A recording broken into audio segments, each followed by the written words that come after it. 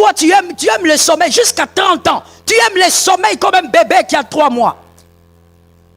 Quand tu dors, ça veut dire que quand on te filme, on peut même te filmer. C'est tellement beau quand tu dors. Tu dors avec ton âme. Même ton esprit voyage. Tellement que tu aimes le sommeil à 30 ans. À 30 ans. Quand tu dors, on peut même croire que tu es sorcier si tu étais chez Feu Olangui. Que Dieu bénisse ce couple-là. Ils ont fait un grand travail au Congo. On allait dire que tu es sorcier. Pourquoi? Parce que toi, quand tu dors, même si on te jette l'eau, rien. Au contraire, quand on te jette l'eau, tu souris dans le sommeil. Tu crois que tu es en train de nager. Tu aimes tellement le sommeil. Ça veut dire que même quand on sort des cultes, hein, toi, ton cœur est dans le sommeil. Qu'on rentre vite à la maison. Oh, le canapé. À 30 ans, tu aimes le sommeil plus qu'on aime une femme. Tu aimes le sommeil. Mon frère, tu seras jaloux. Tu vas regarder l'autre, tu vas dire, mais pourquoi lui, cette semaine, il a acheté une maison. La semaine prochaine, j'apprends qu'il veut aller acheter. Oui, parce que lui, en dehors d'aller au boulot, la nuit, il ne fait pas 4 heures de sommeil. Il est en train de prier. Que quelqu'un me dise la prière. Que quelqu'un répète avec moi, la prière est une arme puissante. Le premier travail à faire spirituellement, c'est de prier. C'est pas comme ça, tu es lazy, paresseux. La nuit, pour que tu pries, il faut qu'on intercède pour toi. On te réveille une fois. Madame, prions. Hein? Tu fermes encore les yeux. Ton mari te réveille encore. Madame, c'est quoi? Je prie, non? Toi, tu pries. Quand tu es allongé, c'est dans ton rêve que toi, tu pries. Tu n'aimes pas ta vie? J'ai l'habitude de dire, ne vous trompez pas. Personne n'aimera ta vie plus que toi-même. Aucun prophète ne priera pour toi et que ta vie change si toi-même tu n'aimes pas ta vie. Au lieu d'aller courir chercher les prophètes partout, commence d'abord à travailler spirituellement. Donne-moi un amen. Donne-moi un autre amen. Les démons là qui t'empêchent de prier vont souffrir ce matin. Au lieu d'aller courir dans tous les sens, oh le prophète de Lubumbashi, le prophète de ceci, le prophète du Bas-Congo, les prophètes, tu vas même entrer dans les tunnels. Allez chercher le prophète. Dans le trou du serpent, tu vas entrer. Parce qu'on t'a dit qu'il y a un prophète là-bas. Tu vas recevoir 40 millions de prophéties, tu seras la même personne. Parce que tu ne comprends pas que lui-même, Dieu a dit, j'étais établi. Et lui-même continue, personne ne l'a forcé. J'étais établi pour abattre. Il a dit, commence par là. Au lieu d'aller courir pour rien, tu cherches qui? Tu cherches quoi? Travaille spirituellement. La nuit, pourquoi c'est conseillé de beaucoup prier la nuit? Parce que c'est l'heure de la distraction, c'est l'heure du sommeil. C'est l'heure où les activités spirituelles sont en éveil. Toute activité spirituelle, même diabolique, se réveille la nuit. Toi maintenant, toi, tu dors. La journée, si tu es le plus grand jaloux, tu ne veux plus que les gens portent leurs chaussures. Pourquoi ils portent des chaussures comme ça? Vanité de vanité. Tu vois la vanité là? Il faut qu'on porte ça.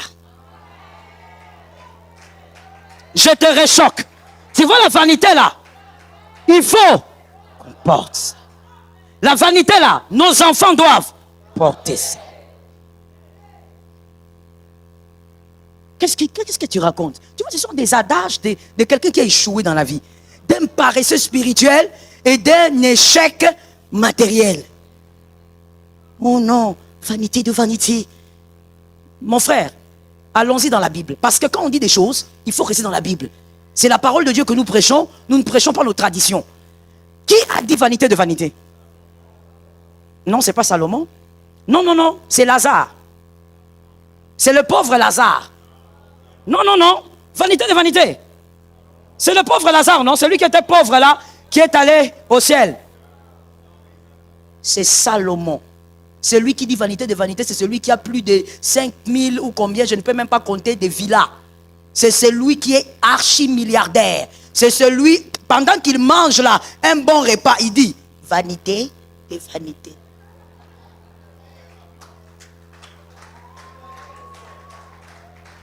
Toi, tu crois que c'est un pauvre qui a dit ça? Non. C'est un gars archi riche. Jusqu'aujourd'hui, il y a même des scientifiques qui pensent qu'on n'a pas découvert toute la richesse de Salomon. Toi, tu blagues avec Salomon, il n'y a pas de milliardaire comme cet homme. Il n'y en aura pas. Mais c'est celui-là qui est en train de dire vanité de vanité. Frère, voici donc le schéma logique. Arrive à être comme Salomon et dis-nous vanité de vanité.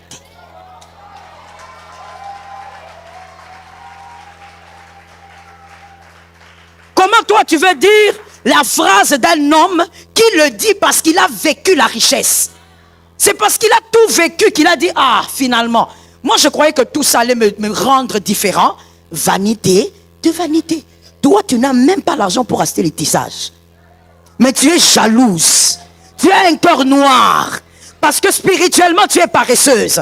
Tu ne travailles pas en prière. La journée, tu n'as pas l'argent pour le tissage. Tu regardes, tu dis, vanité de vanité. Ah, c'est l'argent du commerce. Ce n'est pas l'argent du commerce. C'est l'argent de tissage.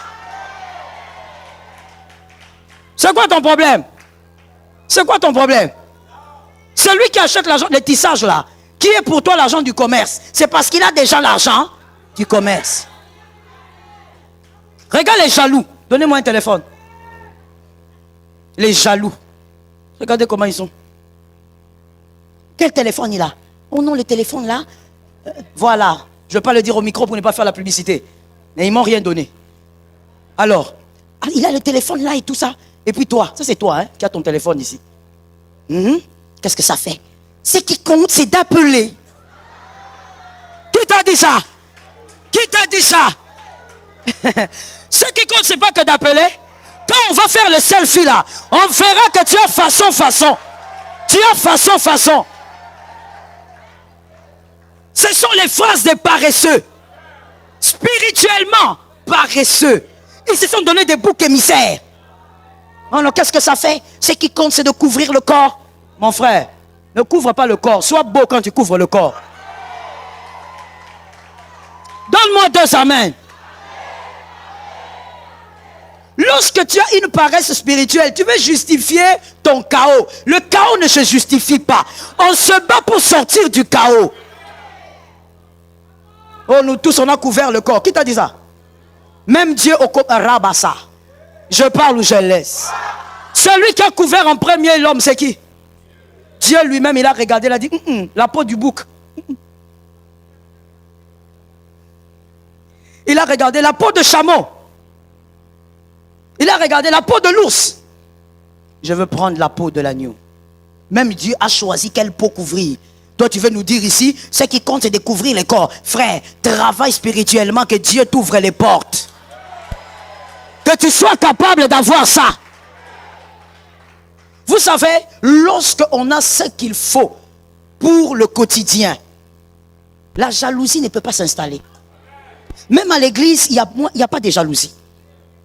C'est là que vous verrez quelqu'un, quand il vous salue, la personne vous salue juste en vous regardant. Bonjour mon frère.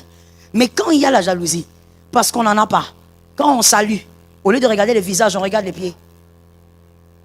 Bonjour mon frère. Tu vas bien hein? Je vais bien, oui. Qu'est-ce que tu regardes? Tu cherches qui? Tu as perdu qui? Certaines portes financières ne s'ouvriront pas si tu n'abats pas. Tu dois abattre. Et on abat dans la prière. Tu te réveilles la nuit, tu dis au nom de Jésus, Seigneur, je ne vois pas clair pourquoi. J'ai l'impression que ma vie financière ressemble à celle de mon papa. Pourquoi? Même si mon papa avait de l'argent, moi je suis son fils. Je suis la flèche. Je dois aller plus loin que lui, il est allé. Je déclare au nom de Jésus, quelque chose doit tomber. Tu dois abattre. Troisième attitude. Lorsque quelqu'un est paresseux spirituellement, il devient amer.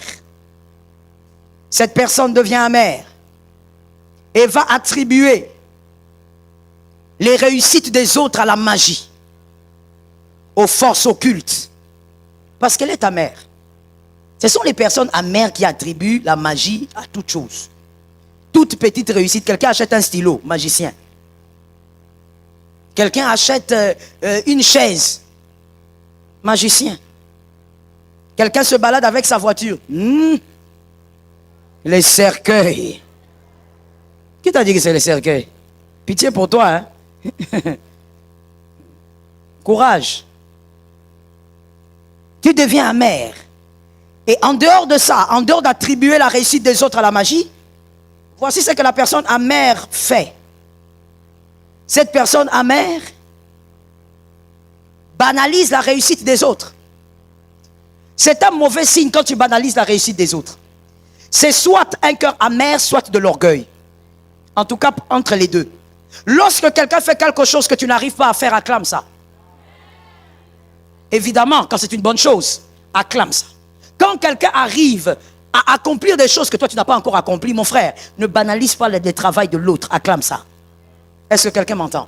Je pose la question ici. Est-ce que quelqu'un a déjà été ministre d'État ici? Ok. Voyez-vous, les autres ne répondent pas. Donc je ne sais pas si vous avez été ministre spirituellement dans la sorcellerie. Parce que peut-être que tu étais sorcier, ministre. Maintenant tu veux que je précise. Maman, précise. Sorcellerie ou pas? Parce que moi dans la sorcellerie déjà. Parce que vous ne répondez pas. Est-ce qu'il y a quelqu'un qui a déjà été député? Tu as déjà été président? Alors acclame ces hommes-là. J'attendais au fait. Hein? Oui. Il y a quelqu'un qui est en train de dire, ah pasteur, on acclame pourquoi? Ils sont médiocres. Mon frère, mais tu es toujours là pour acclamer les autres. Les autres d'autres nations qui ne sont pas forcément spéciales. Là où tu n'es pas encore arrivé, c'est que l'autre a fait que toi tu n'as jamais fait. Je dis acclame. Si tu as un cœur normal, tu dois acclamer, tu dois célébrer ce que toi tu n'as pas encore réalisé. Mais les jaloux, les amers, les orgueilleux, tu te plains.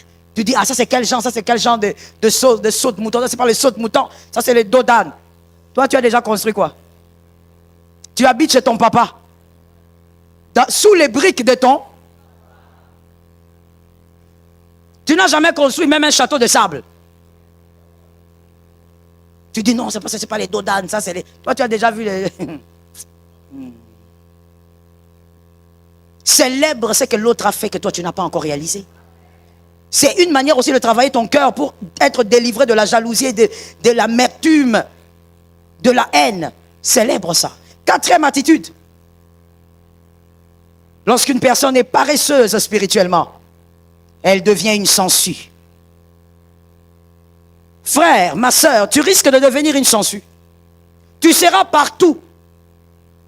Alors que tu es indésirable partout. Mais toi, tu es devenu partout. On se pose même la question si tu te dédoubles. On ne comprend pas. Le matin, God have mercy. Le matin, tu es chez moi. On ne comprend pas avec quelle vitesse. À 10 heures, tu es chez les frères là-bas. À 15 heures, tu es là-bas, l'autre côté. Tu es partout. Et partout où tu es, tu attends l'heure du midi.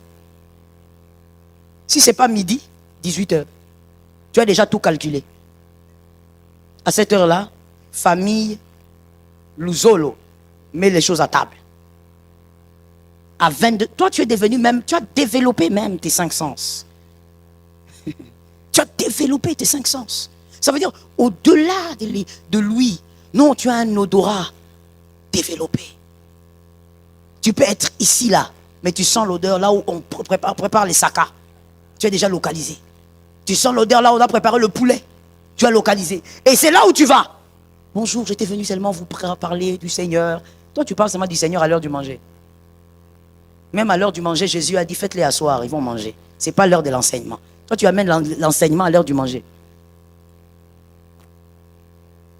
Le problème, c'est quoi? Le problème, c'est que tout dans ta vie est bloqué. Tu es devenu une sangsue. Et ce qui est triste avec ça, c'est quand on devient une sangsue, les gens sentent que vous devenez indésirable. Mais vous ne le savez pas. Les gens sentent que vous commencez à déranger. Parce qu'à chaque fois que vous débarquez, c'est pour demander. C'est pour profiter de quelque chose. Mon frère, ne sois pas un profiteur. Je disais à quelqu'un, ne sois pas un profiteur. Sois un producteur. Ça te localise. Produis toi-même ce que tu cherches à avoir là. Mais pour ça, il y a des choses à abattre. Prie. Prie le jour, prie la nuit. La Bible dit prier sans cesse. Tu ne fais aucun travail spirituel. Très paresseux dans la prière. Tu deviendras une sangsue. Mon frère, dans la vie, c'est juste des petits conseils C'est à prendre donc ou à laisser. Mais dans la vie, il faut s'organiser pour être désirable. Il faut toujours s'organiser pour qu'on te cherche. Il faut t'organiser pour être rare. On doit te chercher. On ne doit pas te dégoûter. À un moment donné, tu es là depuis 6 heures. Les gens regardent et ils viennent. Bon, moi j'ai un programme, on vit là, mon frère. Ah, il n'y a pas de problème, je t'attends ici. Et tu attends où? Dans la maison d'autrui. J'ai appris une histoire pareille d'un monsieur qui se fait appeler prophète. Incroyable. Cette génération de serviteurs de Dieu, soyez délivrés. Oui, le mal est auprès de vous. Comment?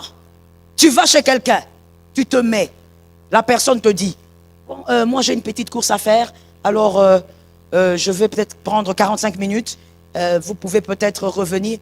Non, non, non, ne vous inquiétez pas, donnez-moi seulement la télécommande. Qu'on te donne chez autrui la télécommande d'autrui. Tu te mets là, tu commences à regarder la télé au nom du ministère. C'est écrit où? C'est écrit où? D'abord, même quand tu es ministre des dieux, quand tu vas chez quelqu'un, ne fais pas 20 minutes. Ne fais pas 10 minutes, tu fais quoi? Pendant 10 minutes, tu fais quoi? C'est un cas de délivrance. Si c'est un cas de délivrance, ça doit être déjà bien programmé. Et de préférence, ça se fait à l'église. Ça ne se fait pas à la maison. Toi, depuis que tu as commencé, tu es là. Le pasteur est là. Le pasteur, il est là. On prend les bains, on finit. Le pasteur est là. Le pasteur est là. On accompagne les enfants à l'école. Le pasteur est là. Le pasteur est là. On prépare là-bas. Le pasteur. On met les épices. On dresse la table. Et des fois même, il regarde. Il dit, ajoutez une assiette. Son assiette à lui. Lorsque certaines choses ne sont pas ouvertes, il y a des attitudes qu'on adopte. Et des fois, on est la seule personne à ne pas réaliser qu'on commence à déranger. Refuse dans ta vie que tu aies une position qui commence à déranger. Oui, tu ne dois pas déranger les gens. Tu dois mettre les gens à l'aise. Tu ne dois pas être tout le temps quelque part. Je disais, c'est un conseil. Tu ne dois pas être à un endroit tout le temps, en dehors de la maison de Dieu. Pourquoi? Jésus ne se fatiguera jamais de toi. Jésus ne se fatiguera jamais de toi. Tu peux faire 4 heures ici. En sortant, tu dis, je vais encore prier. Jésus, il est content. Mais l'homme, le cœur de l'homme, il va se fatiguer. Et le pire de tous, c'est celui-là qui se fatigue sans te dire. Ouais, ça semble bizarre, mais c'est ça. Vaut mieux encore celui qui te dit la vérité en face. Mais quelqu'un d'autre, il est déjà fatigué de toi, mais il te regarde seulement. Tu viens là, il te regarde. Tu sors, il te regarde. Son cœur est déjà fatigué. Même si tu pouvais bénir cet homme, tu ne béniras plus. Parce que tu es en train de t'effriter. Que quelqu'un me dise que ma valeur ne s'effrite jamais. Voici les réalités de toute visibilité. On écrit s'il vous plaît. Voici les réalités de toute visibilité. Tout ce que vous voyez, quand vous voyez un progrès, vous voyez de l'avancée, vous voyez des choses évoluer dans la vie de quelqu'un, que la personne soit chrétienne ou païenne, le principe est le même. Premièrement, avant toute récolte, il y a une œuvre secrète qui doit être faite. Avant toute récolte, même quand c'est un grand païen, il y a une œuvre secrète qu'il a eu à faire, que toi tu ne connais pas. Il y a une œuvre invisible qu'il a fait. Il a fait quelque chose. Et pour nous les élus, pour nous les chrétiens, d'abord la prière. Lorsque lui prie, toi tu dors.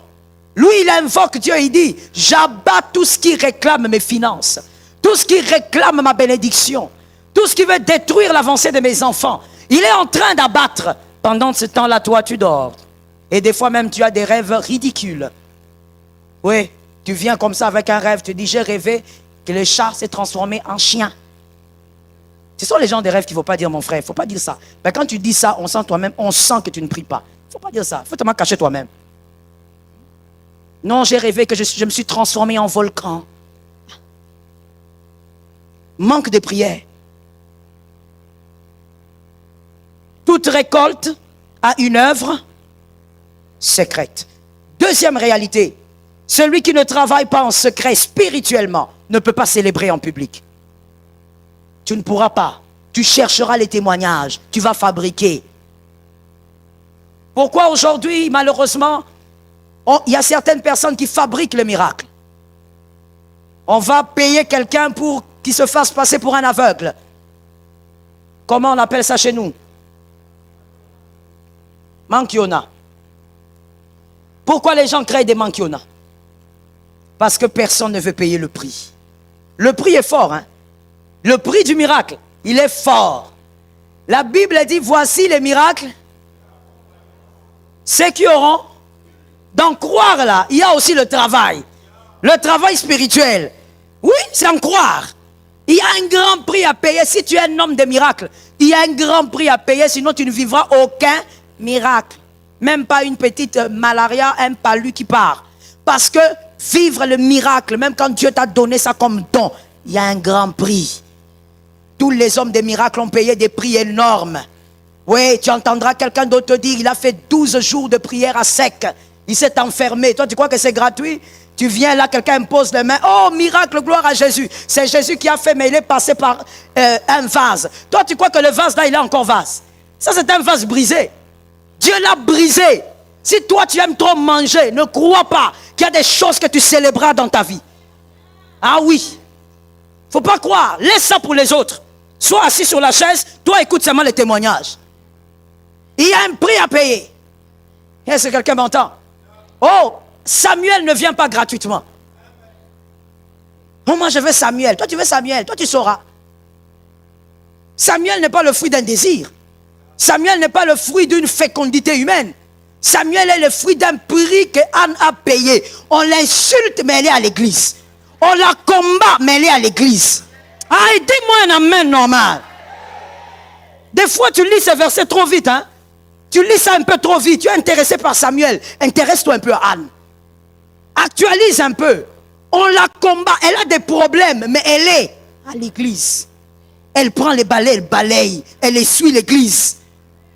On la méprise dans les quartiers, mais elle, à 16 heures. Il faut bien lire. Ah, Samuel a un prix. Samuel n'est pas le fruit des larmes. Samuel est le fruit de la prière persévérante. Est-ce que quelqu'un m'entend?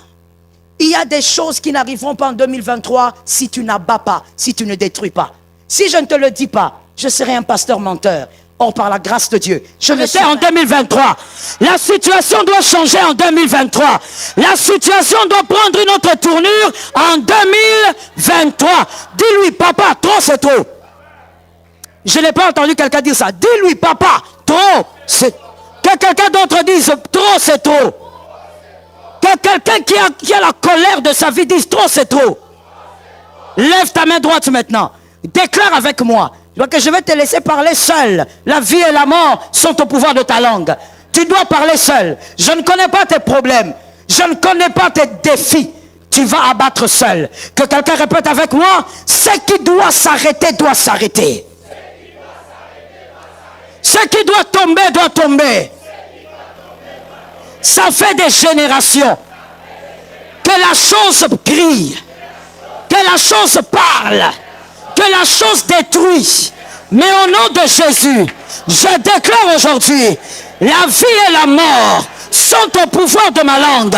J'abats la situation, je détruis la situation, je renverse la situation, j'arrête la situation.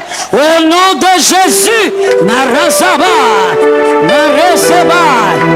de Jésus, au nom de Jésus, au nom de Jésus, ça doit s'arrêter. Au nom de Jésus, ça doit s'arrêter par la force de Dieu.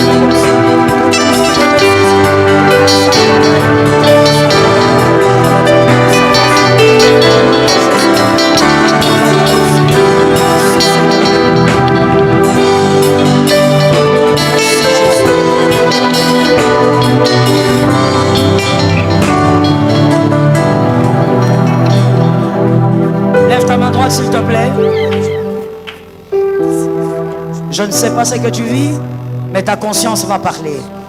Nous allons seulement déclarer ceci. Je suis fatigué de rester à cet endroit. Ou peut-être que pour toi, l'endroit peut être une relation toxique. Ça peut être une situation qui ne évolue pas du tout. Mais nous allons déclarer par la foi. Je suis fatigué de rester à cet endroit. Et je crée un mouvement au nom de Jésus.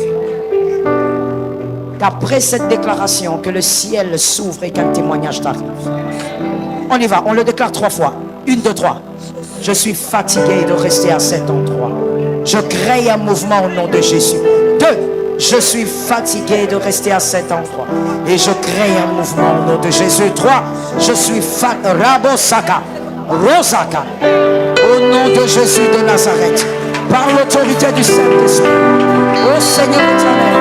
Je bouge. Je crée un mouvement.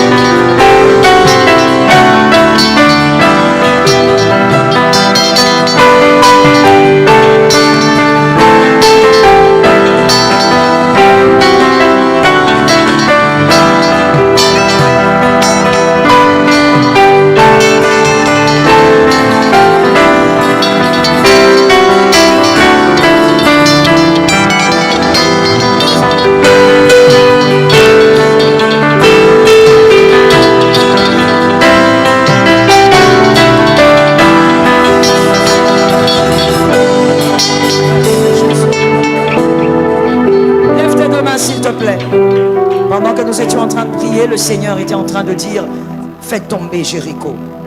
In the name of Jesus. C'est qu'il y a des Jéricho qui doivent et qui peuvent tomber ce matin. Jésus veut seulement que tu parles et que tu aies la foi. Crois que la chose que tu es en train de déclarer, elle prend forme. Ne doute pas. Ne te laisse pas influencer par le voisin. Ne doute pas. Crois seulement. Jéricho doit tomber. Oh,